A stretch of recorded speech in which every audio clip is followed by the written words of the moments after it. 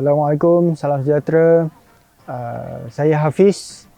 Hari ini saya bawakan anda, ingin memperkenalkan gadget bagi penghasilan video yang lebih baik, iaitu gimbal. Produk ini daripada DJI. Pengeluaran produk DJI dari segi penghasilan video banyak pilihan gadget. Yang terutamanya sekali saya di sini ingin memperkenalkan DJI OM4. Ini adalah sebuah gimbal untuk telefon pintar anda. Ini bukanlah produk yang terkini, tapi produk terkini dia adalah DJI OM5. Okey, memandangkan DJI OM5 dah dikeluarkan. Harga DJI OM4 ini lebih murah, and then sesuai untuk dibeli bagi dapatkannya produk ni sekarang, sebab harganya lebih murah daripada yang terkini. Apa kelebihan dia? Yang saya boleh nyatakan, dia mobility, iaitu dia produk ini produk dia dia ringan. Sebelah tangan tu, tengok jari saya macam ni je, agak ringan. Untuk vloggers kan, untuk Instafamous boleh guna ni. And then features produk ni juga, dia punya attachment dia adalah magnetic. Dia senang cabut, tapi dia bukannya senang, maksud dia senang jatuh apa tak, dia still stable. Magnet dia kuat, cuba tengok dia boleh stable. Lari dalam 20 km sejam pun insyaAllah okey. Saya dah pernah cuba. Ini function ni, kalau dibandingkan dengan OM3, ini adalah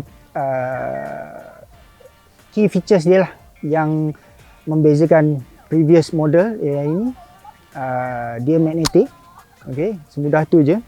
Dan model ni juga dia boleh gunakan sebagai power bank. Maksud dia, sekiranya phone anda kita tengah record, kita punya bateri tak mencukupi, bateri telefon tak mencukupi, tapi kita masih ada recording nak kena buat.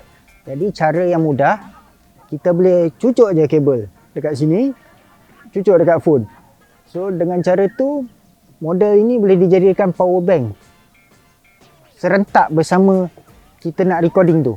So tak ada isu, bateri telefon dah habis, kita kena hentikan recording kan. So kelebihan dia lah, ringan dan boleh dijadikan power bank. Pada masa yang sama untuk recording, kita boleh continue saja, tak ada masalah.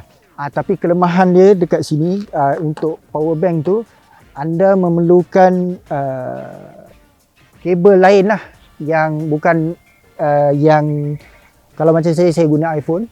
Okey, dia kena ada kabel macam ni lah, dia asing, dia kena corner. Kalau yang straight macam biasa tu, dia akan ada isu bila kita pusing kamera ke, kita perubahan angle tu, mungkin dia akan ganggu. Saya beli asing lah. Ini kabel ni tak ada dalam package lah, ini asing. Seterusnya nanti saya akan tunjukkan key features, function dia, mode dia.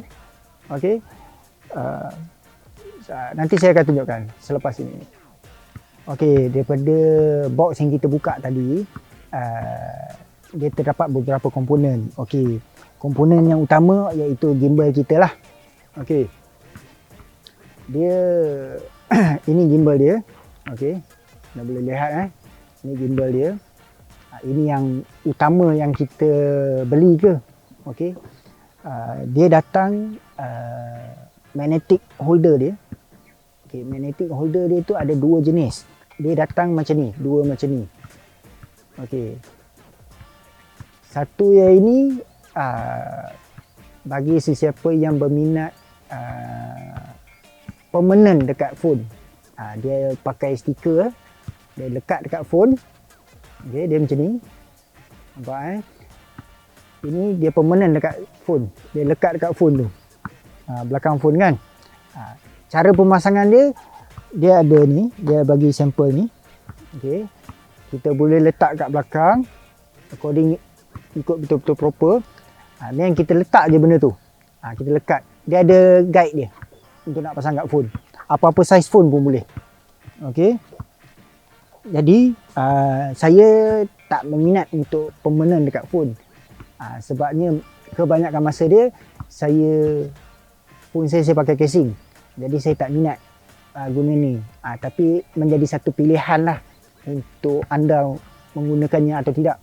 Okey, tapi bagi saya tak minat saya prefer menggunakan magnetic clamp ni. Okey. Dia mudah je nak pasang. Dia hanya pasang macam ni je. Lepas tu dia kalau macam model sebelum tu, anda setiap kali anda pasangkan phone di holder dia, anda perlu buat stabilization dia tu. Kena ada menstabilkan dia. Yang ini model ni dia menstabilkan kita punya phone secara automatik. Cuma kita hanya perlu mengagak aja lokasi dia. Posisi dia dekat mana. Okey. Dia lebih kurang je kita bajet agak-agak tengah, daripada atas dan bawah agak-agak tengah je. Tak perlu sempurna, macam cakap tak perlu tak perlu perfect. Okey. Jadi dia lebih kurang je. Saya macam tu. Dia mudah macam tu. Okey. Jadi macam tu je, semudah ini je. Komponen lain dia bagi tripod. Okey, untuk dipasang di bawah untuk memudahkan ataupun menstabilkan sekiranya contoh kita untuk mengambil time lapse, motion lapse. Jadi kita boleh guna attach je. Dia pakai tapak yang normal, standard. Okey. Pasangkan macam ni je. Okey, sekiranya anda rasa penggunaan ini agak susah untuk mobility untuk pergerakan, tu agak sukar untuk anda, dia datang juga dengan wrist strap. Ini memang datang sekali. Dalam packaging tu dia akan datang sekali. Just saiz yang sama, skru yang sama juga. Just masukkan. Jadi, sekejap dia macam ni. Kita boleh masukkan ni tangan wrist kat sini. Semudah tu je. Kita boleh masukkan. Alamak, tangan besar. Tangan saya besar sikit. Okey. Dia semudah tu je. Nampak mudah. Dia macam tu je. Tapi saya jarang guna ni lah. Sebabnya saya lebih selesa guna tripod dia. Maksud dia bila saya nak je saya boleh terus buka. Kan? Okey.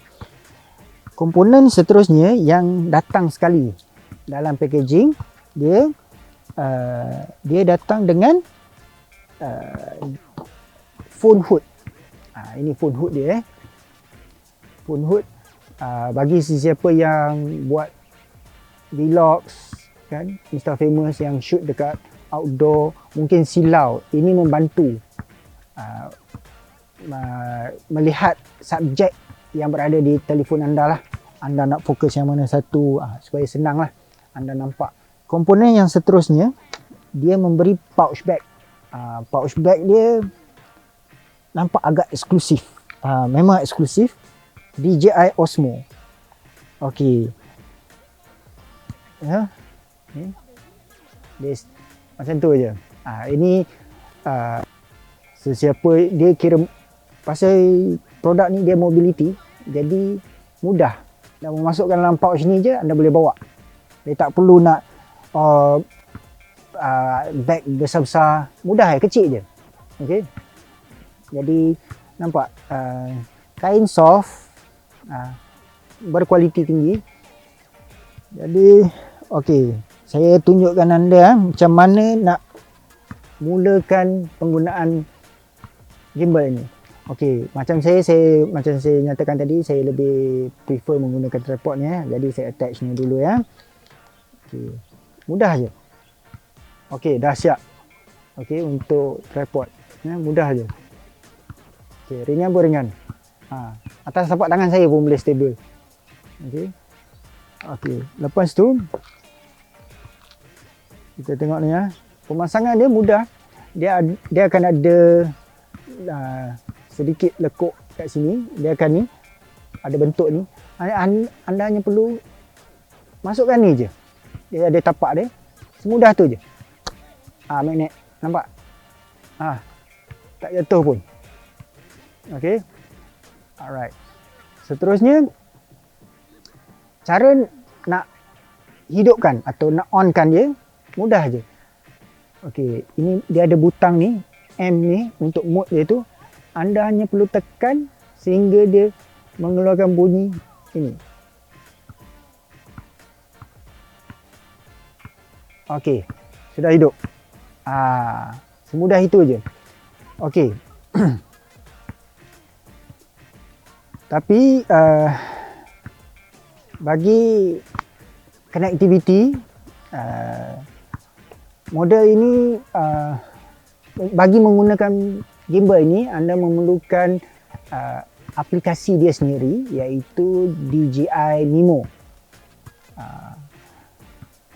Jadi bila anda dah ni, first time dia connect, dia akan identify gimbal ni dengan phone. Once dah connect, dia akan masuk dalam aplikasi dia. Okey, dia mudah. Cara setting dia memang mudah. Daripada user manual dia ada, dekat mana-mana pun anda boleh belajar. Dia dekat apps tu dia akan ajar macam mana nak guna, nak connect. Mudah sangat. Dia connect menggunakan Bluetooth. Okey. Gimbal dengan phone dia akan connect through Bluetooth. Okey, sekarang ni dia kalau sekiranya anda menekan butang M tadi, okey, sekali dia akan switch antara video dan foto. Okey ya, saya tekan okay. Dia akan switch manual, dia switch antara foto dengan video. Okey, sekiranya daripada sekarang ni phone saya dalam keadaan portrait. Okey, sekiranya saya nak mengubahkannya ke landscape, melentang saya hanya perlu double tap 2 kali butang M. Nampak? Semudah tu je. Jadi ini nampak? Okey. Ini tu nampak senang je. Okey, sekiranya portrait, tekan balik 2 kali butang M tu. Semudah macam tu je. Jadi butang record ni, dia ada butang record di sini. Okey, kalau anda dapat lihat butang record di atas ni. Sekiranya di mode foto, anda tekan sekali, dia akan ambil gambar sekali. Sekiranya untuk video, sama juga.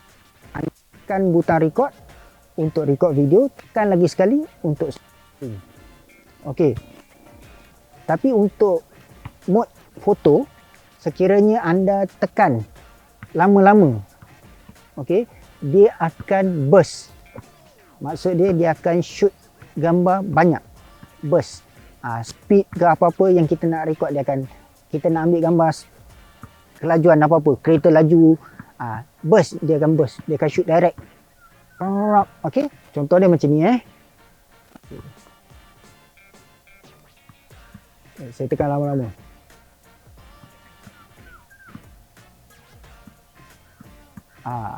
Mudah tu je. Okey, di sini apa yang saya nak sampaikan lagi, dia ada function untuk zoom in, zoom out. Dia ada butang dekat sini zoom in, zoom out dia ada dekat sini. Tapi personal saya, pendapat peribadi saya jarang guna ni lah. Kalau saya lah, pasal saya jarang untuk nak zoom sesuatu video. Jadi kalau saya nak zoom pergi dekat, saya sendiri gerak. Bagi saya lah, kepuasan hati saya gerakkan gimbal ni sendiri. Okey. Jadi dia ada lagi satu. Okey. Gimbal ni kalau untuk record macam ni, okey lah kan? Okey. Tapi cuba bayangkan kita nak ambil low angle. Tengok. Kamera ni, phone saya menghadap ke bawah. Okey. Macam mana saya nak dapatkan, for example, sebagai saya nak ambil gambar di hadapan saya, tapi saya nak ambil daripada low angle. Cara dia ni, butang depan ni. Okey. Kita klik, tekan, hold. Tengok saya hold, saya boleh turun low angle. Okey, nampak Okey. Nampak? Kamera saya masih menghadap ke hadapan. Kalau tanpa saya ni, saya tak tekan apa-apa saya tak picit dia, saya turun. Kamera dah ke bawah. Nampak? Nampak? Dia dah lari. Ini tujuannya untuk lock posisi kamera kita. Okey. Contoh dia tengok macam ni Saya tekan lock, ini dah lock. Saya turun macam ni pun tak ada masalah. Saya naik pun tak ada masalah, dia still lock. Saya ke kiri, dia masih lock. Tapi once saya dah lepas, habis dia lari. Nampak kamera? Saya pusing gini, dia dah lari. Okey, itu tujuan dia. Okey. Saya nak nyatakan, sekiranya macam awal tadi saya nyatakan ini boleh dijadikan power bank, sebabnya dia ada soket di sini. Tadi saya nyatakan kabel kan, ini kenapa dia perlu yang L macam ni kan, sebab dia nampak dia agak rapat. Kalau kata kita pakai yang normal macam tu, wire ni akan ganggu. Jadi nampak dia boleh cucuk sini je, USB sini cucuk ke phone. Jadi kita nak buat recording sambil nak charge phone kita boleh. And gimbal ni tak ada masalah, dia tak ada rosak.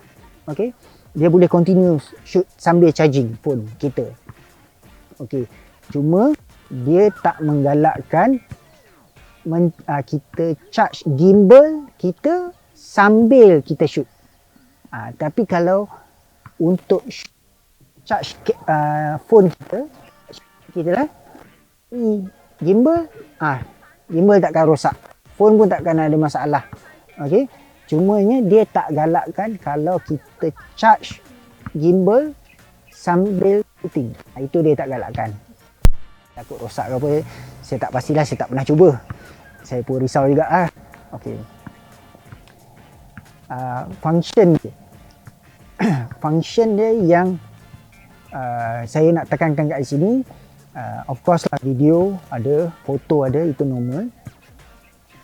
And then yang kerap saya gunakan, yang saya lebih lah guna, iaitu motion lapse yang hyperlapse.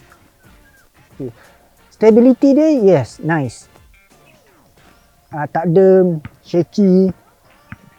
And then kita just click and set sekali, kita tinggal je. Dia tak ada masalah. Kalau contoh motion lapse tu, kita boleh highlight posisi A, posisi B, posisi C. Contoh and then gimbal ni akan membuatkan kerja dia sendiri. Dia akan bergerak sendiri ikut timing yang kita set. Contoh kita set shoot untuk 30 minit. Interval 3 second contoh. Dia akan cukup 30 minit tu. Kalau kita set 30 minit tadi, dalam tempoh 30 minit tu, dia akan bergerak sendiri dari ke kanan ke kiri, ataupun contoh daripada atas ke bawah pun dia akan pergerakan tu automatic. Dia cuma lock angle tu. Kita kena set kat situ. Dia ada function dia, kita akan set. Okey. Lagi satu, dia okey, function yang seterusnya ialah yang untuk orang yang kurang berpengalaman dalam penghasilan video tapi ingin mencuba. Sebagai contoh, anda pergi bercuti, anda nak buat video pendek yang memudahkan anda. So cara dia ada story mode. Dia kira story mode ni dia lebih kepada pre-made. Okay, dia ready. Just anda masukkan scene saja. Okay, anda record scene je. Dia punya rotation, effects, music, semua dah sedia. Sebagai contoh dia, okey macam ni saya pergi story. Okey, contoh ini dekat sini dia ada nyatakan, nampak leisure kan. Okey, saya tunjuk contoh yang ni Okey, kalau leisure ni contoh saya pilih saya tekan start ni. Okey. Selection ni, okey. Contohlah saya record saya record saya je lah macam ni je Okey. Dia ada countdown. Dia pergerakan dia sendiri. Saya tak tekan apa-apa dah. Okey, lepas tu kita next, dia akan automatic. Next. Lepas tu dia akan ada preview. Lepas preview kita akan dapatkan lepas tu tengok.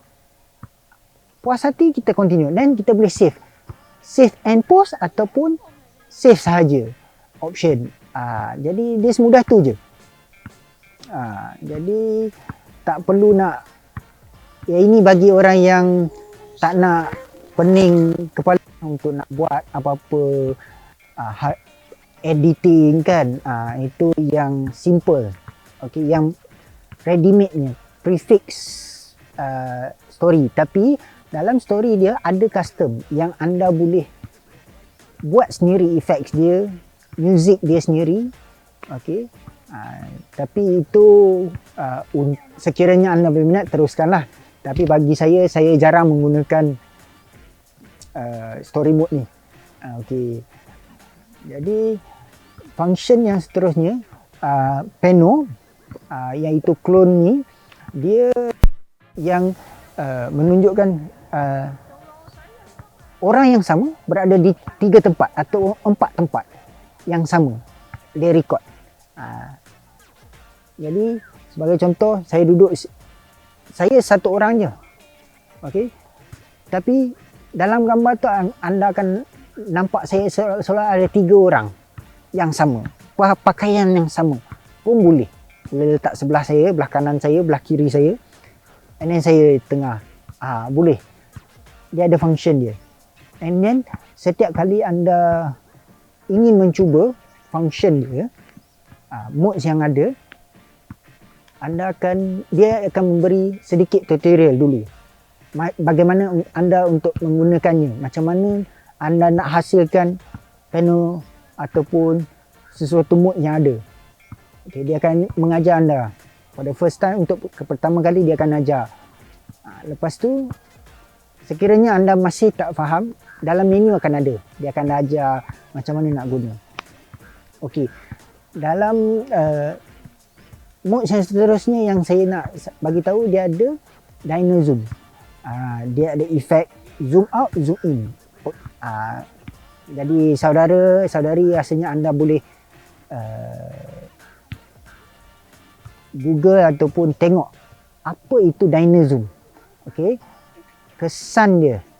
Okey, kalau zoom out tu, bila kita zoom out, contoh macam zoom in kita zoom in, pergerakan kita tu seolah-olah belakang yang bergerak, bukan subjek yang bergerak. Belakang dia yang bergerak. Itu spesifikasi mode yang lebih detail lah. Itu saudara boleh ataupun saudari boleh dapatkan maklumat lanjut di website dia, DJI sendiri. Begitulah, banyak function ni. Jadi apa yang saya boleh sampaikan, anda bolehlah explore sendiri, tengok kepuasan anda sendiri. Saya setakat ni saya guna, alhamdulillah puas hati, berbaloi dengan wang yang saya beli, cuma bayar. Bateri dia tahan lama. Setakat ni saya shoot, kalau time lapse tu 2 jam sambil charge phone pun tak ada masalah, masih ada lagi. Okey, ini kalau tengok bateri dia ada indikator 3 bar ni, 3 titik ni. Okey, ini berada di mana? Yang kedua kan, ini saya dah guna lebih daripada 2 jam sebelum ni.